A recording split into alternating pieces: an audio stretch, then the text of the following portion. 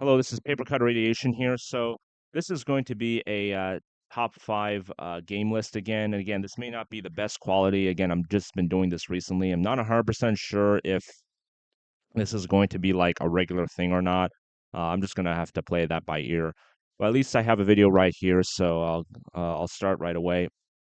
So top five disappointing video games. And just a heads up before I officially start.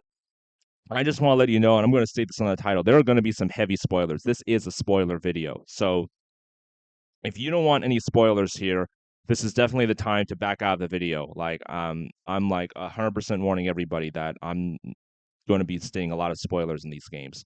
So number five is Modern Warfare 3 2023. So Call of Duty used to be a lot better series and used to be a lot more popular than it is now. So the games used to be really good quality back in the 2000s, the mid 2000s, late 2000s, and even the early 2010s. Call of Duty was definitely at its prime. And that, you see, back in the day, they were still trying to release Call of Duty yearly, but they would have Activision would have two different companies working for them, releasing a Call of Duty game once every 2 years. And you see, back in the day, that actually did work because the PlayStation 3 and the Xbox 360 software wasn't really as nowhere near as complicated or as much work as the PS4 and the Xbox One era. So because because of because of the PS3 and Xbox 360 era, because it wasn't that complicated, it was very easy. I shouldn't say easy, but it was not super difficult to make a good quality game within 2 years. So that did work. And this went on and on until Black Ops 2, which was the last really good Call of Duty game in 2012, the last really popular Call of Duty game. And then starting in 2013 and beyond, when they moved to the PS4 and the Xbox One software, it was like it's almost impossible to make a good quality game. You need a miracle to make a good quality game on that software with only 2 years to develop. I mean, it's very, very difficult, if not impossible. Let alone only 1 year to develop. It would be pretty much. I mean, it would literally be impossible. I would even venture to say literally impossible. So they still try to release Call of Duty like every year, and they still had two developers release a Call of Duty game once every 2 years. So it'd be so they could make it a yearly cycle, and it didn't work because a quality game, the game quality was not good. Even though they did release it every Call of Duty game every year, the game's quality just was, as I said, wasn't that good. And and the problem though is that a lot of people kept buying it. So despite the games not being as good, people still kept buying a Call of Duty game every year. So this encouraged developers to make more Call of Duty games. So the customers would keep buying it and the company would make more money. So I'm not playing the blame game or anything and all that. I'm not doing that at all. I'm just explaining, I'm just explaining simple logic. If you buy a game, and if a lot of people buy a game, it encourages the company to make more of the games. It's that simple. So they actually did find a solution though at the end of the 2010 era. So in the late 2010s, Activision decided to have three of their companies make a Call of Duty game once every 3 years. So that's when a third company got involved. So this cycle then started with Modern Warfare of 2019, and that was actually a really good game. Modern Warfare 2019 was a really good quality game, and it really did bring back the nostalgia of how great the Modern Warfare original trilogy was in the multiplayer. And the campaign mode, the story was really good. They did bring back some OG characters, which was really great, and they didn't like butcher any of the characters. That was great. So Modern Warfare 2019 was really good, and like some people say it's arguably one of the best recent Call of Duty games ever. So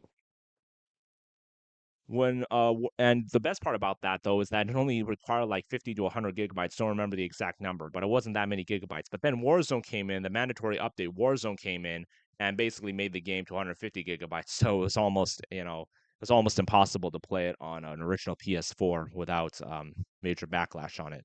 So the point though is that it was still like a good game, and Warzone itself was actually really fun. It just took up way too much space. So again, Activision had the right idea. They would instead of making the two companies make a Call of Duty game once every 2 years, they would have three companies make a game once every 3 years, so they could still release a yearly cycle. So that was the right idea. And then Modern Warfare, move fast forwarding to Modern Warfare 2 of 2022. Modern Warfare 2 2022 got very mixed reviews. Some people said it was really good, some people said it was really bad. If I'm being honest, I say it was really good. I really liked the game. Sure, it was very different, but the multiplayer had different, gameplay quality and all that. However, despite the fact it was different, it still like brought back the nostalgia. I mean, the campaign mode they brought back Ghost, they brought back Price, they brought back Soap and Gaz. They brought back all the OG, just about all the OG Modern Warfare characters. They even brought back Shepard. Uh, and and the plot, the plot was different, but still gave you that Modern Warfare vibe. You know what I mean? That dark and gritty story it had, and quote unquote realistic quote unquote story it had. It was really good.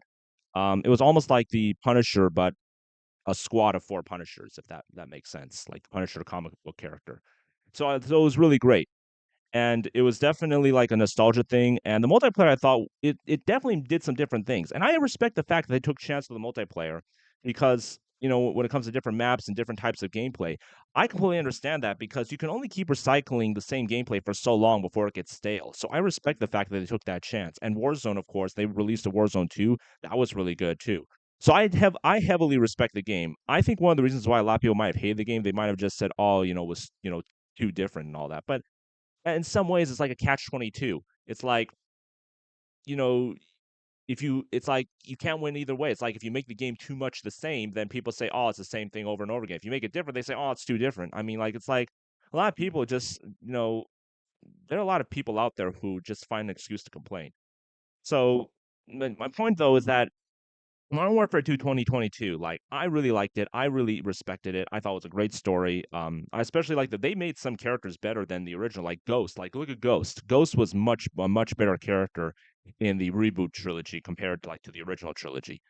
So then comes Modern Warfare 3 of 2023, which is on the list. So I'm telling you, this is it was so disappointing. I don't know what the developers were thinking. So the campaign mode was only had very few actual real missions. Most of the missions, I shouldn't say most, but at least the majority of the missions in Modern Warfare 3 2023 were just simple open world, quote unquote open world objectives you had to complete with basically no storytelling, just a few lines of dialogue in each game. It was just boring, repetitive, and it was almost like a multiplayer game, but it was almost like completing a multiplayer objective, which was which I think was completely completely silly if I'm being honest.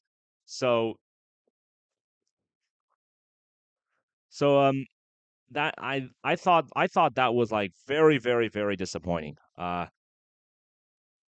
Um it's like I'll tell you another thing I did not like. They had some really how should I say it? The game was clearly rushed, is all I can say. And again, this is just speculation, but the rumors are um is that Modern Warfare 3 was originally supposed to be a story DLC for Modern Warfare of 2022.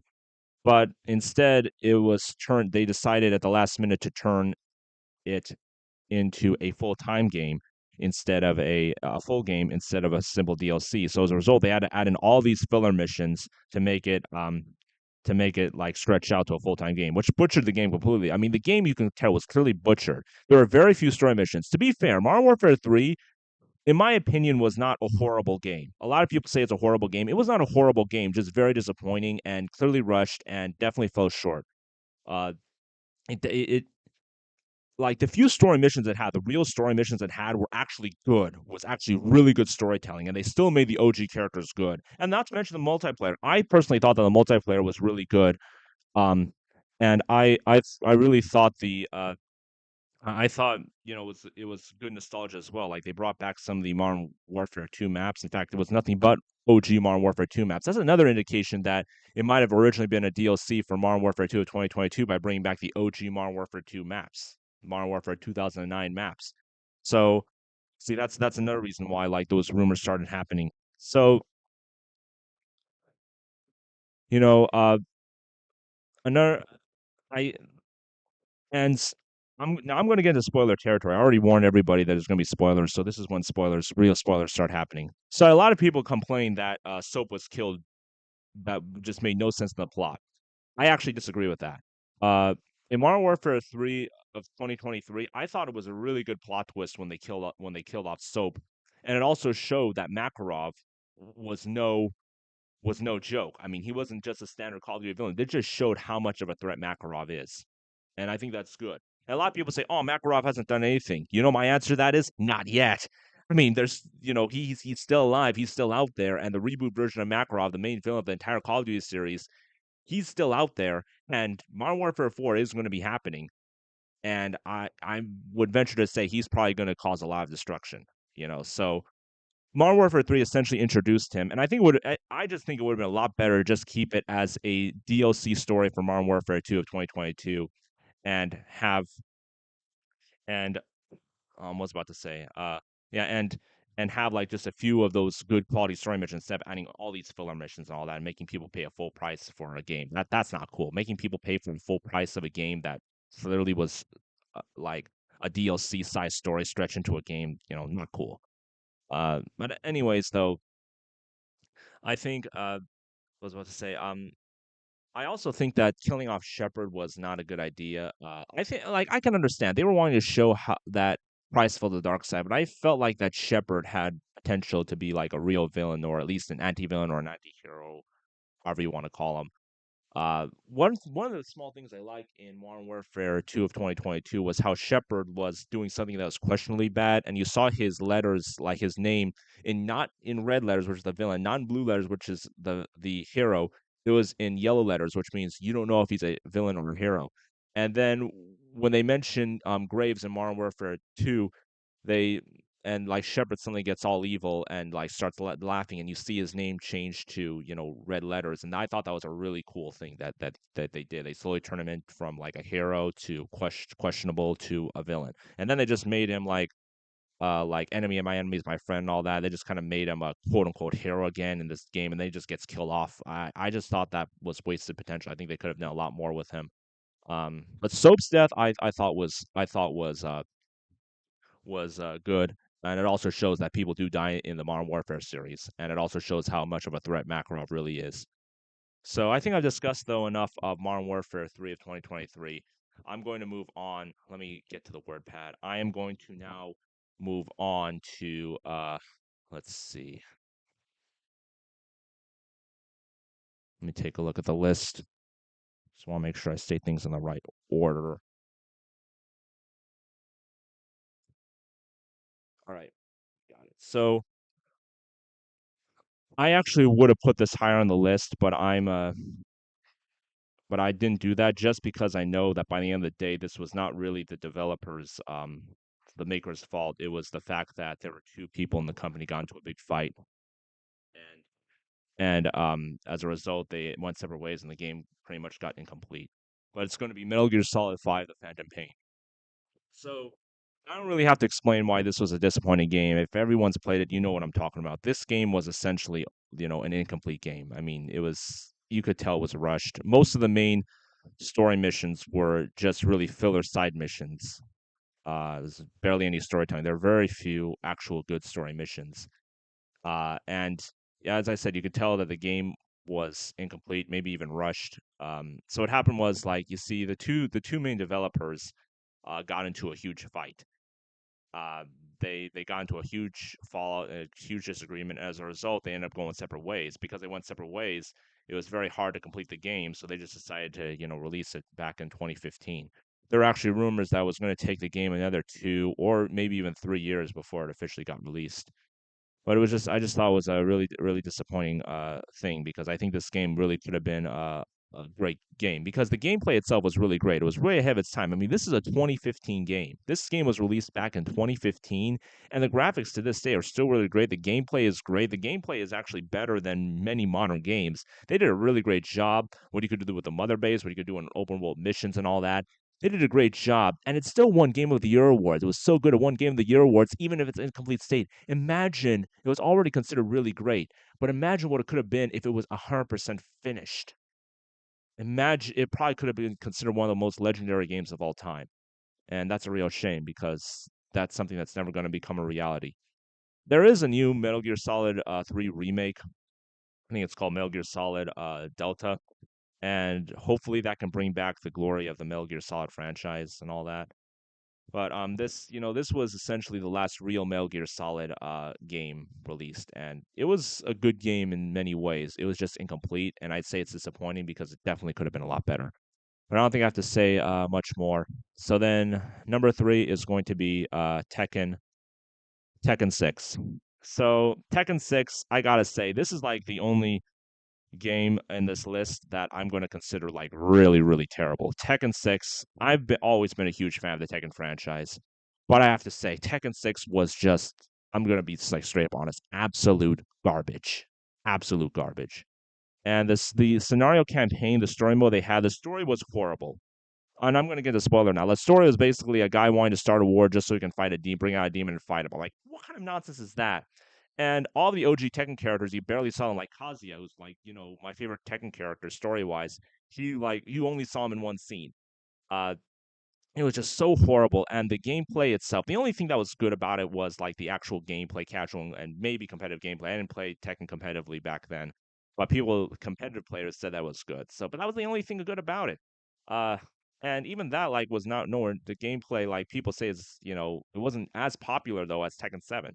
So, you know, and the Tekken scene wasn't really that big back then. So, you know, the arcade mode I thought was okay. They had some of the OG modes, but there was like nothing new, nothing creative, just rinse and repeat. The scenario campaign mode was just a repetitive mini game, but like a disappointing version of the mini game.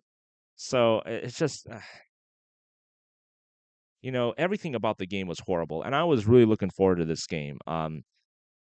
I'm a huge fan of Tekken 4. Tekken 4 is one of my favorite video games of all time because it's also has one of the greatest story modes of all time. Tekken 4, in my opinion, is the only game in the franchise that has like an actual really good, decent story.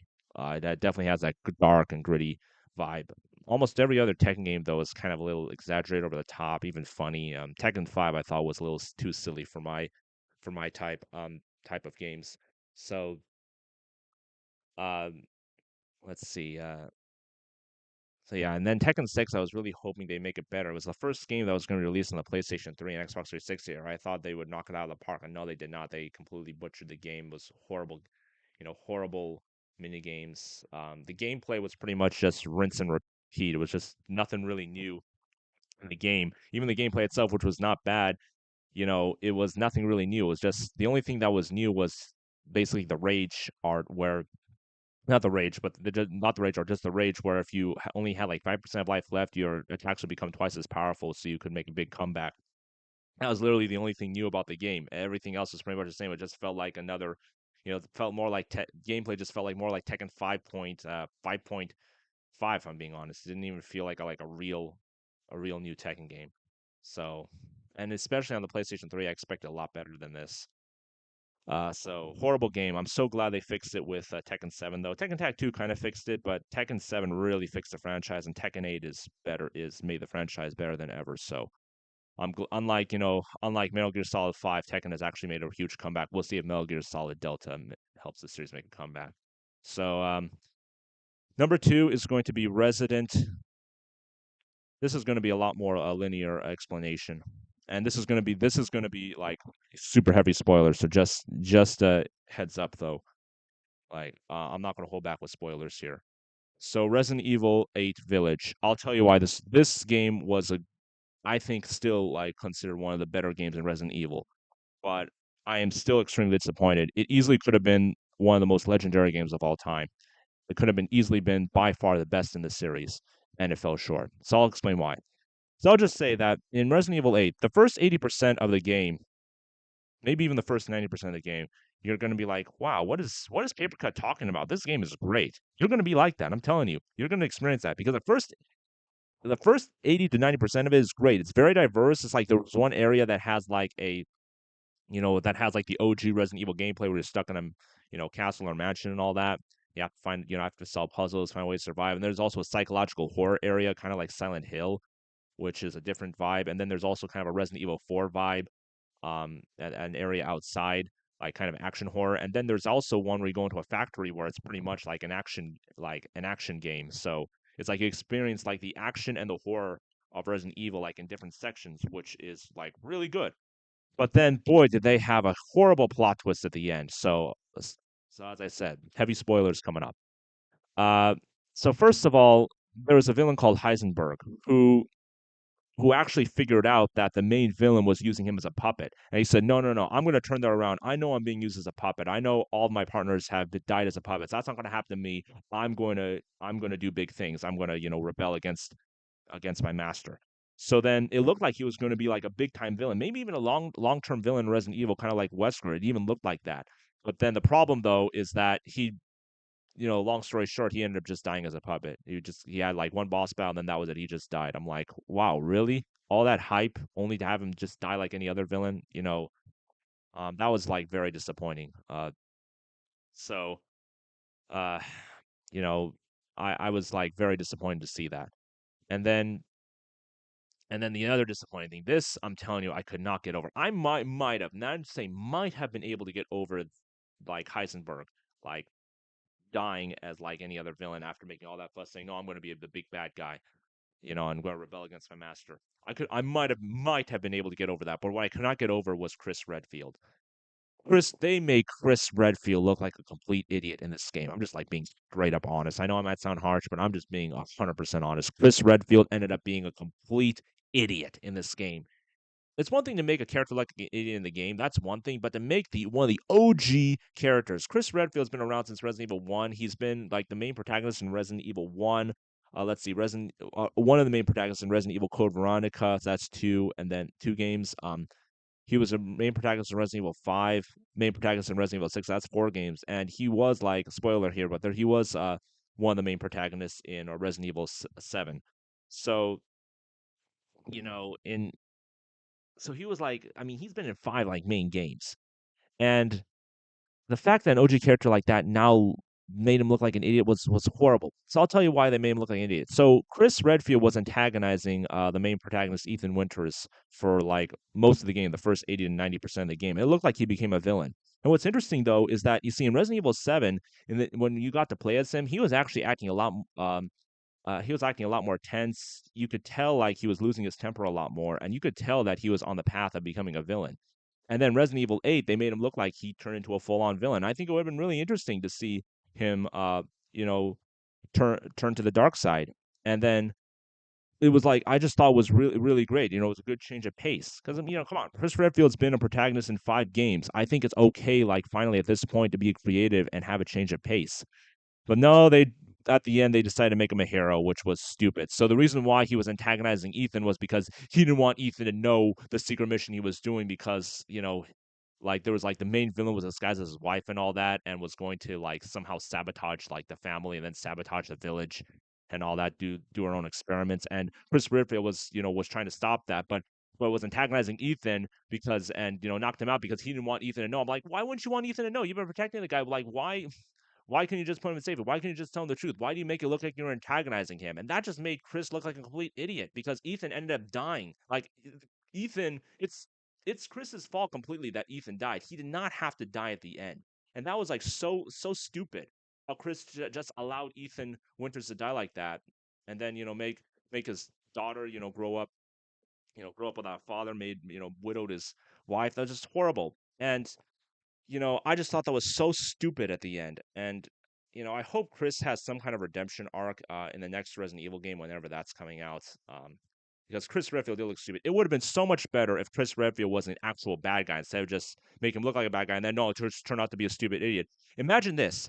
Imagine in Resident Evil 4 for the Krauser boss battle, right? Remember how great that was? How it kind of had a military tactic vibe. Imagine that kind of boss battle, though, a military tactic boss battle, but against Chris at the end of Resident Evil 8 or towards the end. That would have been so great. That would have been great at the end.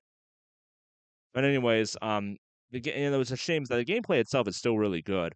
I've already explained that earlier, and it's a shame that the game easily could have been a legendary game, and it definitely fell short because of the stupid decisions developers made with story writing and all that.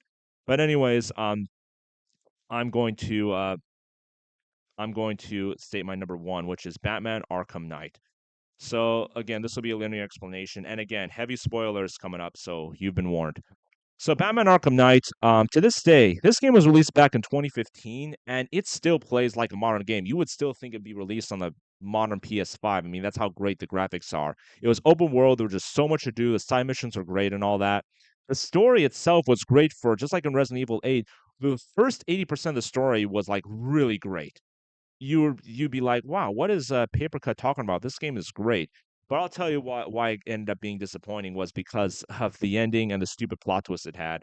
And I think it's more disappointing than Resident Evil 8 because of how big the game was and how easily it could have been. Not only could it have been a legendary game, Batman Arkham game, it literally could have been one of the most legendary games of all time. Easily could have been that, and it fell short at the end. So first of all, after the Joker dies in Batman Arkham City, they bring him back as a hallucination. I thought that was kind of a little strange. It would have been one thing to make the Joker appear in just a few hallucinations, make him like a regular villain as a hallucination.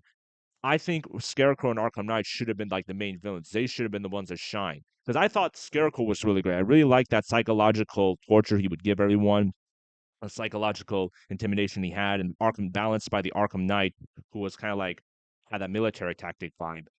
And I also like the Batman Arkham Knight, how he like was able to figure out all of Batman's tactics and Batman had to like work around and all that. And Batman was even challenged. Batman was even brought to a challenge. He even had to get a super enhanced suit to fight, Batman, Arkham Knight's henchman and the Arkham Knight himself, and go against Scarecrow. So they really gave Batman a challenge, and I thought they were really great women. A great change of pace from the Joker.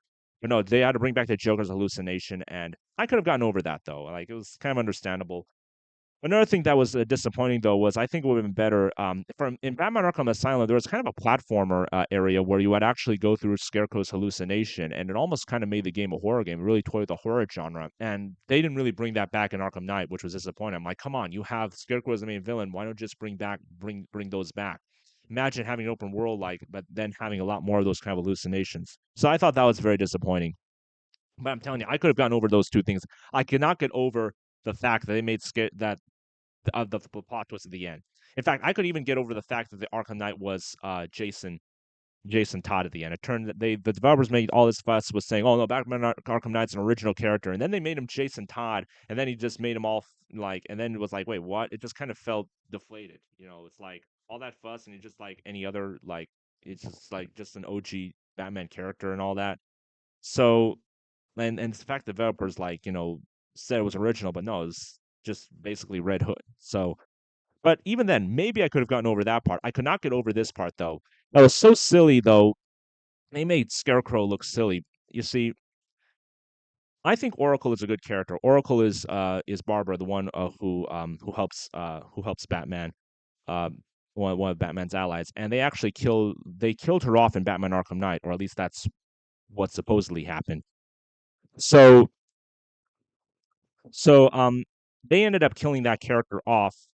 And then later it turned, and this actually made Scarecrow look like a real threat, not just like any other villain, but they made him look like a real threat, which I thought was brilliant. This made Scarecrow look like a real threat. It would have been better to kill off like other Batman characters. That just shows how much of a threat Scarecrow is. So it was like it really made Scarecrow look like a good villain. You know, But then you find out that it was all just hallucination in the end.